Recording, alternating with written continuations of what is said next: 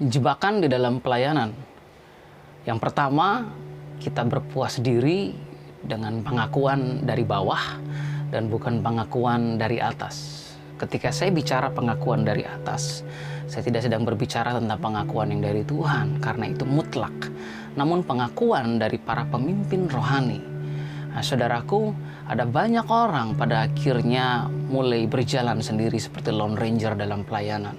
Ada banyak orang mulai melakukan suka-suka sendiri dalam pelayanan. Oleh karena mereka berpuas diri dengan pengakuan dari bawah. Nah, saya tidak sedang merendahkan, namun pengakuan dari bawah adalah pengakuan dari orang-orang Kristen yang masih awam, yang masih belum memahami dasar-dasar kebenaran, yang masih belum mengetahui dan mampu membedakan yang baik daripada yang salah. Nah, saudara, ketika kita berpuas diri dengan pengakuan dari bawah, maka kita sebenarnya sedang menipu diri kita sendiri dan menipu orang-orang di sekeliling kita.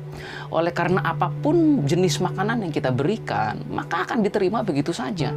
Karena bayi itu masih minum susu, bukan makanan keras, saudara.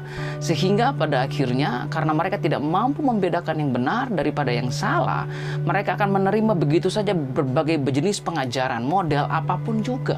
Saudara bisa saja menjadi seorang yang menyampaikan hal yang sepenuhnya keliru, namun tetap akan memiliki banyak pengikut. Saudara bisa saja menyampaikan sesuatu yang benar-benar ngawang-ngawang dan sama sekali tidak memiliki dasar firman Tuhan, namun saudara akan tetap memiliki banyak pengikut. Kenapa? Karena kita berpuas diri dengan pengakuan dari bawah, sedangkan orang-orang yang memiliki pengertian akan kebenaran firman akan mulai menyadari kekeliruan dalam setiap pengajaran dan kekeliruan dalam setiap pelayanan kita. Dan salah satu alasan mengapa ada banyak orang menolak untuk menunggu sampai ada pengakuan dari atas adalah karena ada banyak bapak-bapak yang merasa tersaingi oleh anak-anaknya. Ada banyak pemimpin-pemimpin yang justru menjegal potensi-potensi yang ada di bawahnya. Sehingga pada akhirnya orang-orang yang dengan potensi dahsyat ini, orang-orang dengan panggilan yang menggebu-gebu ini tidak mampu mengembangkan potensi mereka oleh karena tidak pernah mendapat pengakuan dari para bapak-bapak rohani mereka, para pemimpin mereka. Nah, ini pun yang sebenarnya harus dapat kita rubah di masa-masa seperti ini, di mana bapak-bapak rohani dan pemimpin-pemimpin seharusnya mampu mengenali potensi dari anak-anaknya dan orang-orang yang mereka pimpin.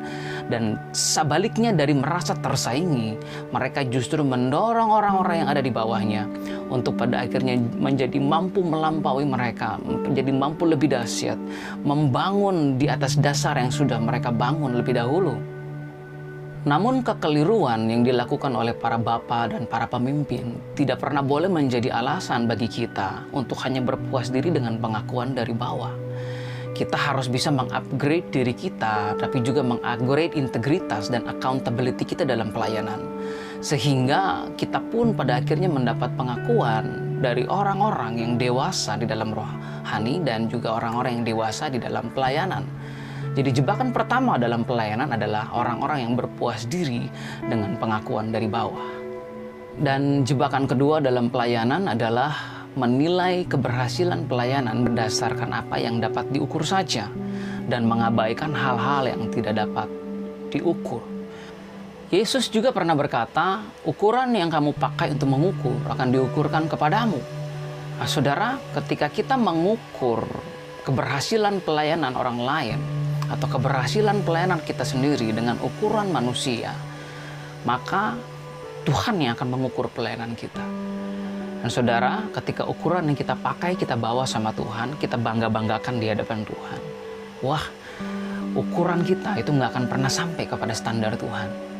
Definisi kita tentang keberhasilan itu tidak akan pernah dapat menyamai standar Tuhan tentang keberhasilan.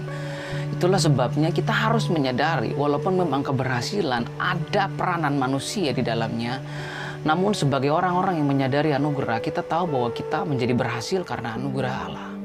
Dan keberhasilan lebih daripada sekedar apa yang dapat diukur.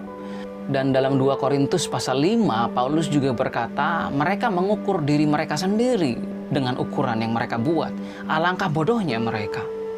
Keberhasilan dalam pelayanan tidak ditentukan dari apa yang dapat diukur oleh manusia, namun ditentukan oleh dedikasi, pengabdian, kesetiaan, dan ketaatan seseorang dalam melayani Tuhan sampai kepada akhir hayatnya. Ada banyak hal yang tidak dapat diukur, yang sebenarnya juga Tuhan perhatikan. Dan Tuhan akan pertimbangkan, Tuhan akan hitung semuanya. Ketika pada waktunya nanti kita semua datang menghadap Tuhan.